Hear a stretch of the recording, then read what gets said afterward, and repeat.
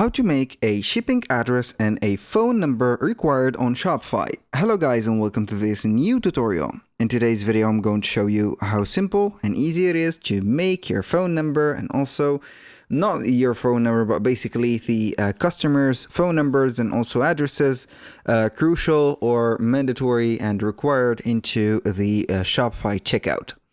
So the process is going to be very easy and simple. We're going to head over shopify.com, sign in for an account, and as you can see, we're going to be on the admin dashboard.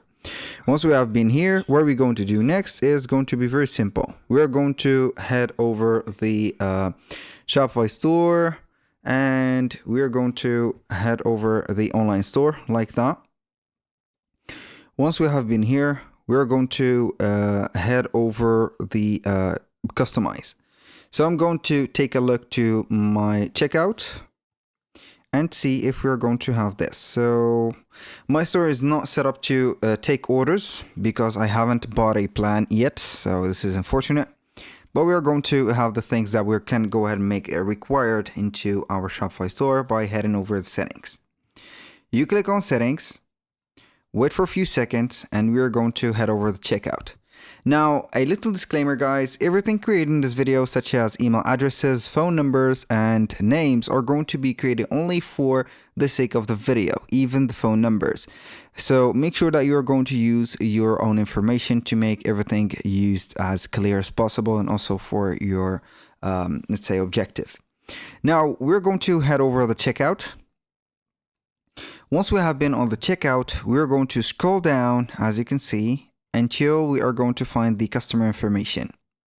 So you can go ahead and put the full name. Only require last name, for example. I'm going to require the full name, which is going to be the first and last name. Company name, we're not going to be including it.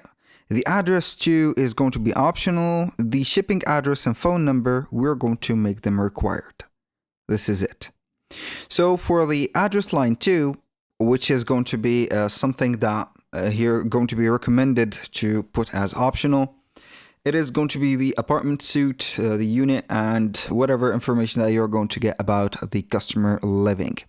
So when you are going to ship the product, you're going to know the exact address, so we are going to put as an invoice address also.